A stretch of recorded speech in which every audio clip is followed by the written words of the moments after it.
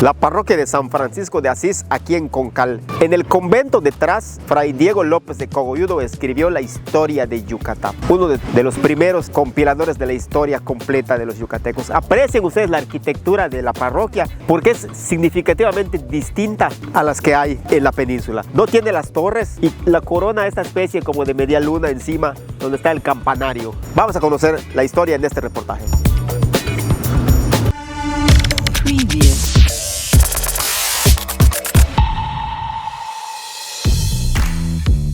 Si ustedes estuvieran aquí donde estoy, respirarían ese aire de tranquilidad y de paz. Quizá eso fue lo que inspiró a Fray Diego López de Cogolludo a empezar a escribir la historia de Yucatán en estos patios, en estos pasillos, a partir de lo que Diego de Landa nos cuenta en lo que hoy conocemos como la relación de las cosas de Yucatán, es decir, una crónica del siglo XVI de cómo vivían los indígenas prehispánicos en la península. A raíz de eso, López de Cogolludo escribe la historia de Yucatán y es en este convento que se instauró aquí a partir del siglo XVI, cuando empieza a escribirse o a recopilarse más bien de dónde venimos los peninsulares. Si ustedes ven el fondo, esa cúpula es una noria que instalaron los franciscanos. Va a partir de los chultunes que construían los mayas para recoger el agua. Los franciscanos le añaden esta cúpula y esta cúpula tiene unos canales y está de esa forma porque cuando llueve el agua cae, se recoge los canales, se filtra y se almacena. Recuerdan ustedes que no había agua potable, había que recoger el agua de la lluvia, que hace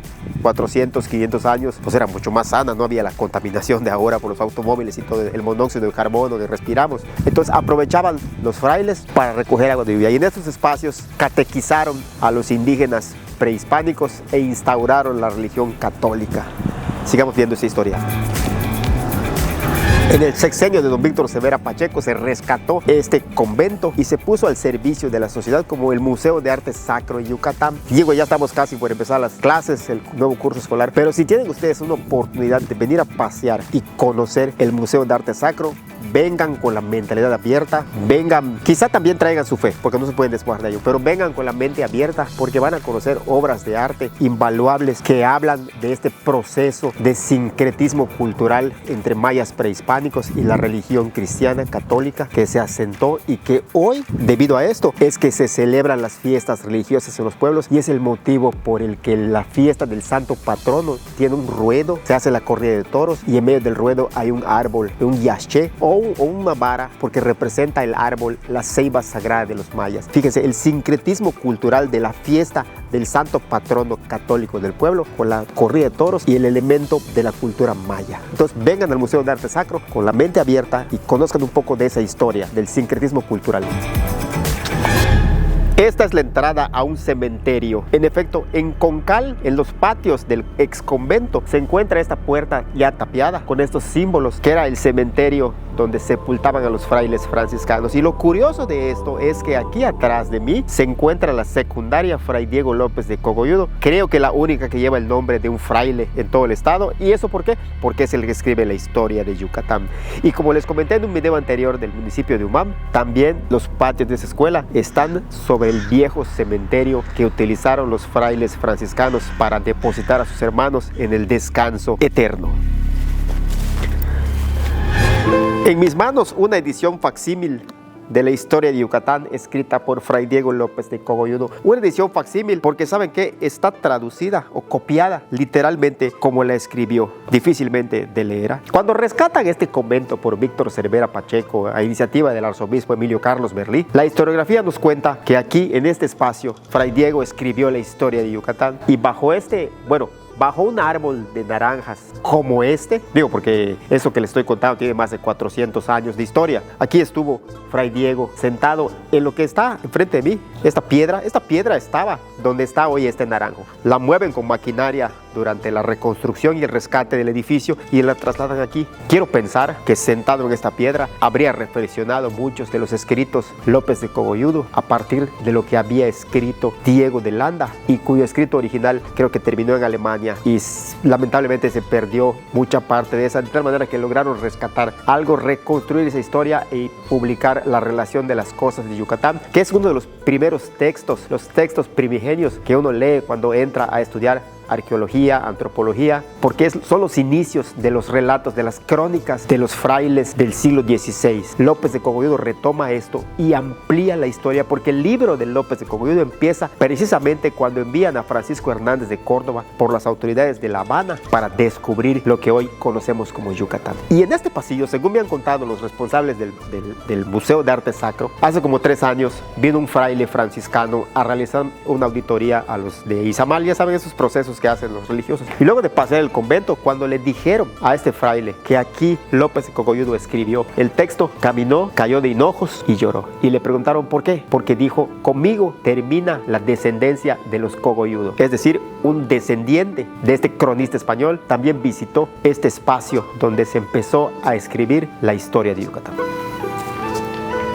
El camino empedrado de los franciscanos es así porque cuando caminas y te tropieces vas a recordar que eso está lleno de pecados. Así es la vida. Y estoy en este espacio del convento. Son las 10:45 de la mañana. Voy a regresar a las 12 para enseñarles cómo es que lo divino se encuentra con lo humano mediante la posición del sol, la luz y las sombras. Un concepto que tenían plenamente identificado los frailes y que convertían en espacios de oración y de reflexión para continuar por su camino. De tal manera que es lo bonito de esta historia. Y digo lo bonito porque no me cabe otro adjetivo. La comprensión de los signos y los significados y los mensajes que para un fiel creyente tiene Dios para sus vidas.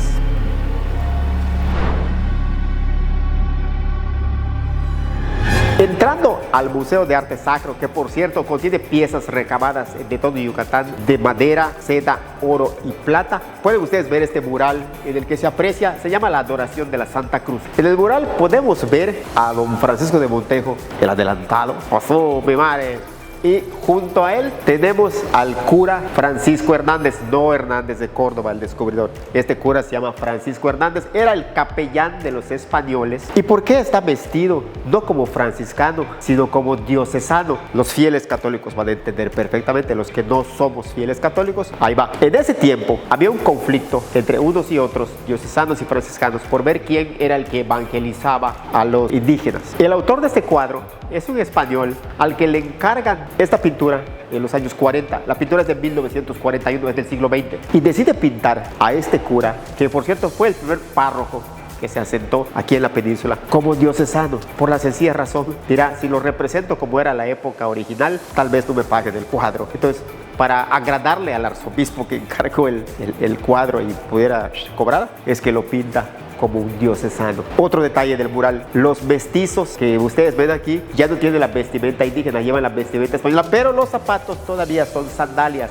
por la sencilla razón de que los españoles puros no les permitían andar con botas, tenían que andar con sandalias, como están representados los gobernantes, los shoes, y el pueblo descalzo. Y un detalle más que no hay que perder de vista es que el autor del mural copió ese estilo. Ustedes conocen el cuadro de Velázquez de las Meninas, donde está Velázquez así acechando las medidas así. El autor del cuadro, Matías Saldaña, emula esa vieja tradición de los españoles de pintarse en el cuadro, y si ustedes ven los ojos del retrato, parece que los siguen, parece que los están viendo y parece que nunca te quitan la vista encima, te pares por donde te pares. Y a propósito de eso les voy a mostrar un suceso insólito y les tengo la prueba, la evidencia de que es insólito.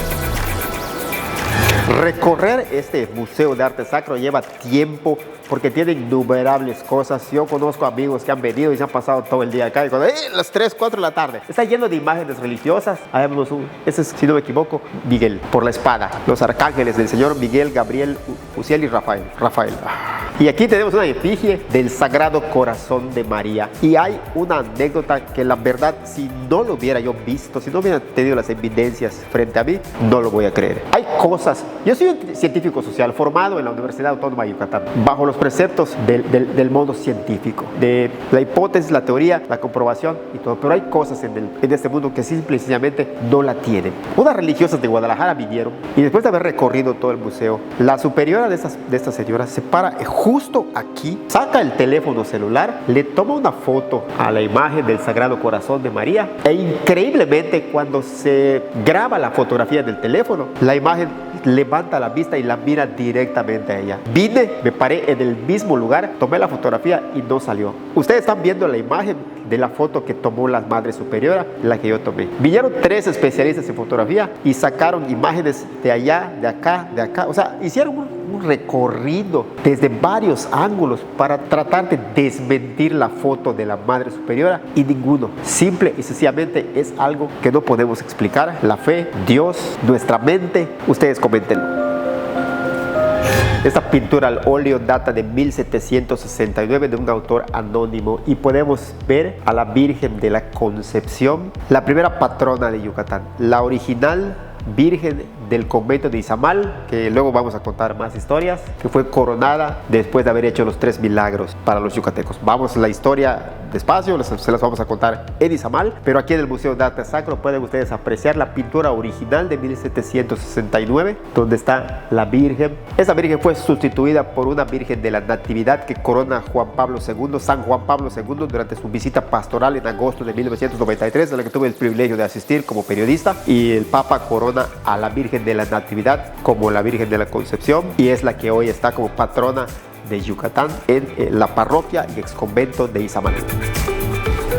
Este retrato al óleo de un presbítero yucateco desconocido del siglo XIX es una de las curiosidades que a mí me llamó mucho la atención, porque si ustedes vienen y la admiran y caminan en semicírculo, dependiendo de la posición de la luz, parece un holograma de esos que en un lado cuando haces así tiene una figura y cuando haces así aparece otra, pero no hay explicación.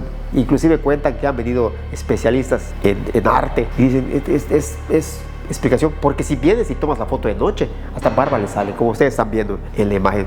Si lo ves de un lado parece viejo, si lo ves de un lado parece joven. Y la historia es muy curiosa. Cuentan que un sacerdote estaba en el seminario y le pidió a un pintor que le haga un retrato.